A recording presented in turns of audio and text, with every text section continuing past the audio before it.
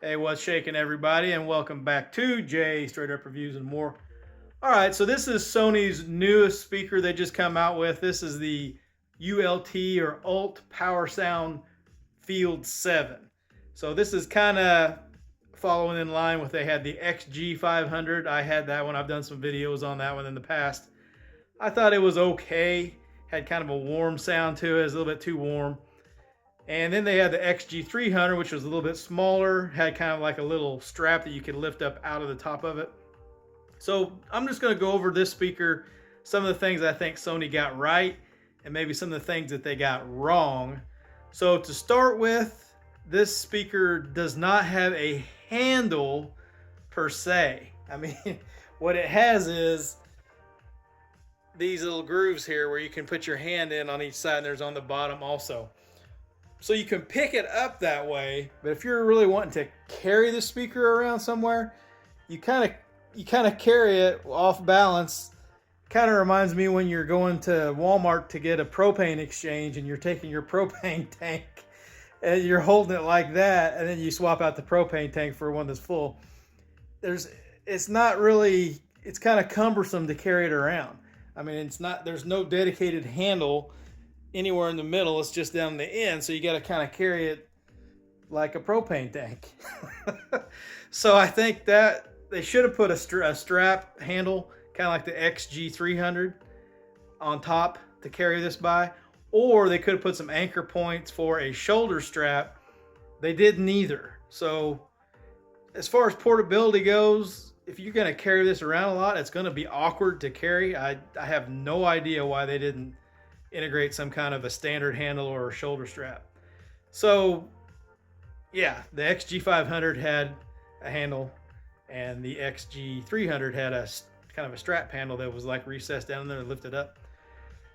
And as far as the sound goes, I think what they've done now is kind of pattern themselves after JBL party box speakers, whereas this has a ULT 1 and a ULT 2 bass boost, which what it basically boils down to is the bass boost ULT 1 is for deeper low bass, just like bass boost 1 on the party box speakers, and ULT 2 gives it increased power, it says. So it's not quite the same as, whereas the bass boost 2 on the party box speakers emphasizes more of the mid bass, the punchier sound. But they're kind of patterning themselves off of that. Well, that's fine and dandy to do that. Whereas the old speakers, XG300, XG500, had their mega bass, which a lot of their speakers have had in the past. Problem I had with the mega bass, like on the XG500 and the other speakers I've had from Sony that had the mega bass, you could not use their EQ. They had a 3-band EQ. You could not use that in addition to the mega bass. Well, Sony doesn't learn, because on the app you either have to pick one of the ULT bass modes or custom. Now when you go to custom, they now have, which is an improvement, which I do like, they have a 7-band EQ, whereas the old speakers only had a 3-band. But therein lies the problem with that, is if you use custom EQ, you are unable to utilize bass 1, ULT 1, or ULT 2. See if I push ULT, it kind of makes a weird noise. Then it shows on the app that I am on ULT 1, and custom EQ is off. So that's a little irritating, that when you use custom EQ, you can't also use one of the ULT bass modes. Whereas that'd be like if the party box speakers, if you enable bass boost 1 or 2, then their app was disabled for the EQ. That doesn't work like that. So that kind of irritates me that they didn't learn from that, why they couldn't go ahead and let you use both. But that was a problem I had with the XG500, because it was too warm when you use the bass mode, the mega bass. Whereas this speaker actually does sound a lot better when you're using one of these bass or ULT modes. It does sound a lot clearer than the old speakers did. So I think they at least learned from that. So let's give you a little sound demo here. I got the speaker pretty close, the camera pretty close to the speaker, so I don't want to get too loud.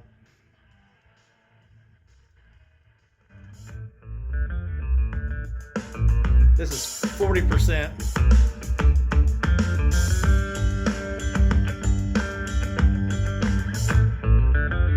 This is in custom EQ. Now I haven't tinkered with it a whole lot.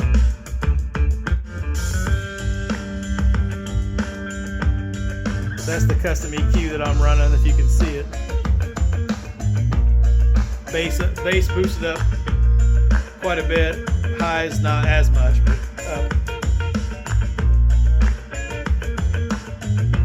So now I'll go to Alt 1. See, it did warm up a little. It warmed up a little bit.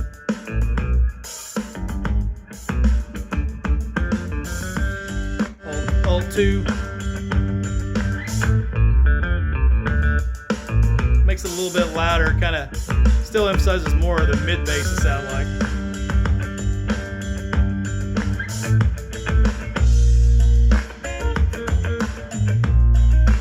Alt 1. Alt 2 definitely has more of a meat to the sound, it's louder.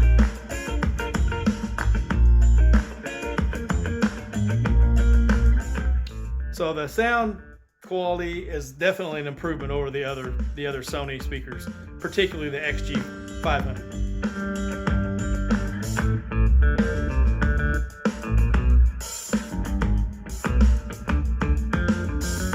Change track. Let's go to 60%.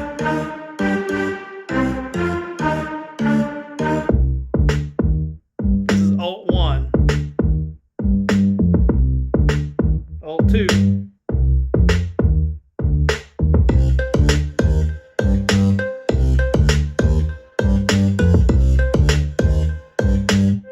Custom EQ.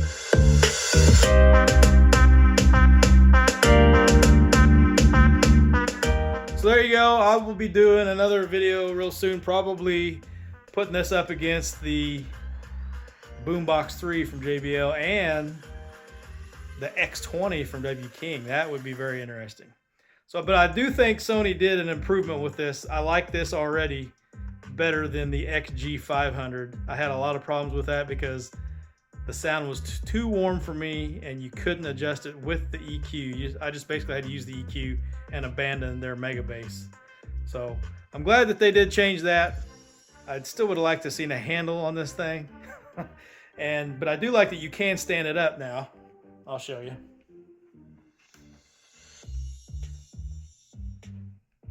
So you can't stand it up, so it's vertical, or lay it side.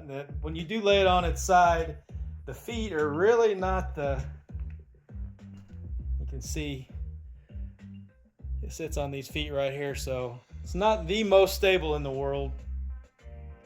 So let me know what you guys think in the comments below on this one. Like I said, look for some videos on this speaker coming out real soon.